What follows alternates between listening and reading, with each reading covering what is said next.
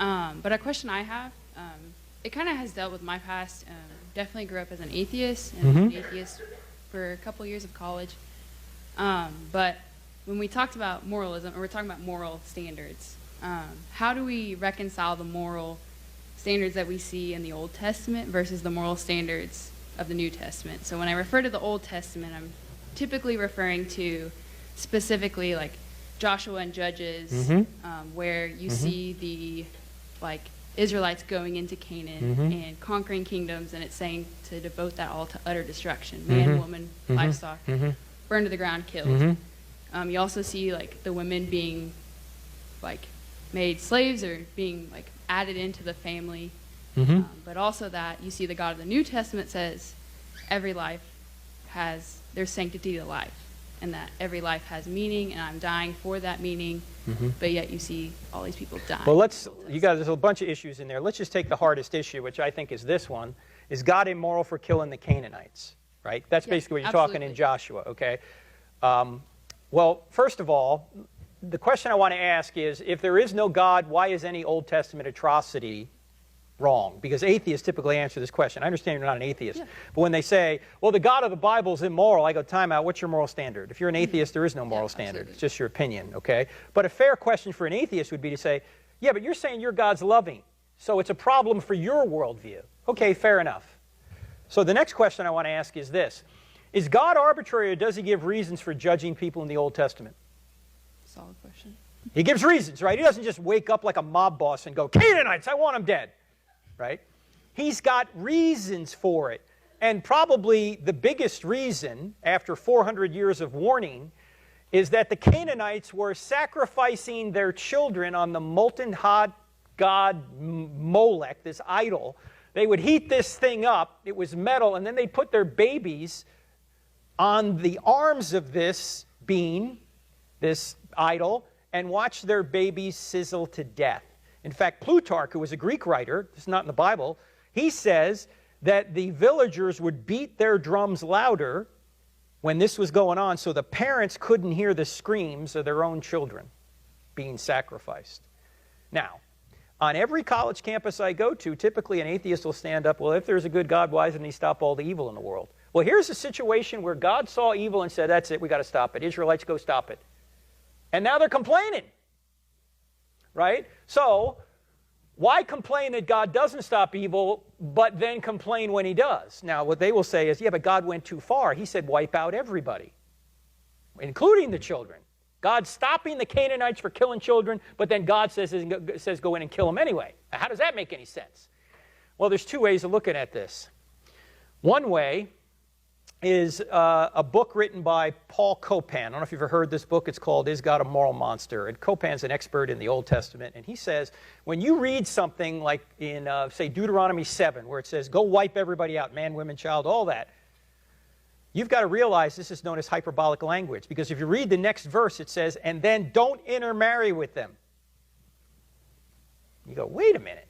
If you just wiped everybody out, how could you intermarry with them? They're dead.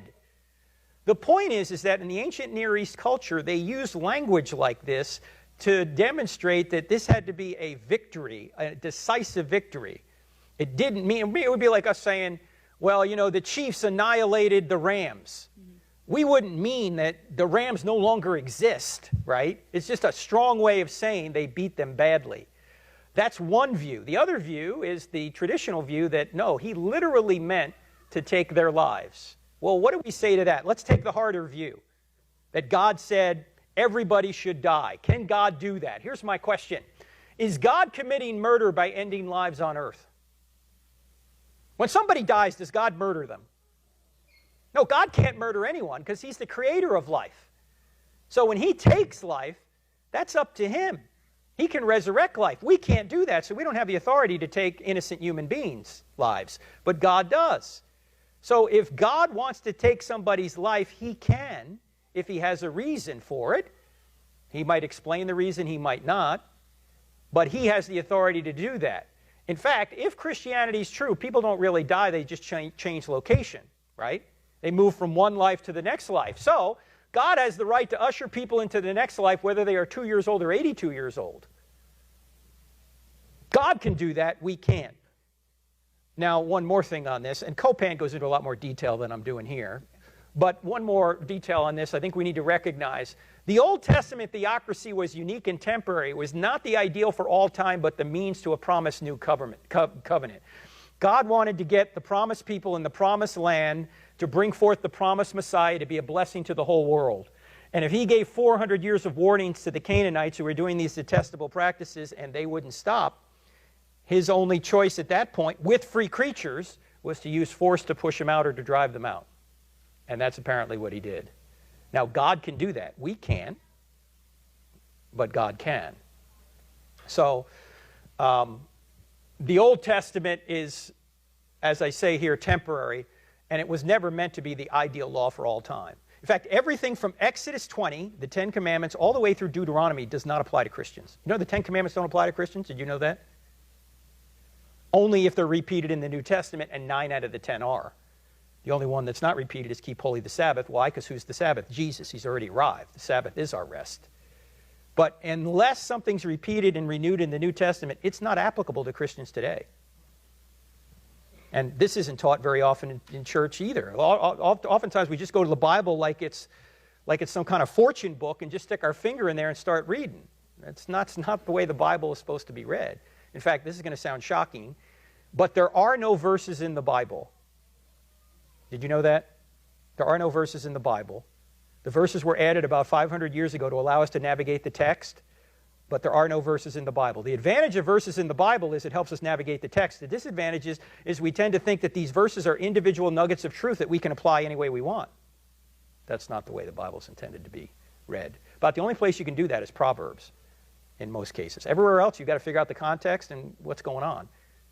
Does this make sense? Yes, sir. Thank you. Okay. There's a lot more in the book, though. Please get the book. Not my book. I'm talking about the book from Paul Copan called Is God a Moral Monster? Okay. All right? Thank you. Thanks. Great question.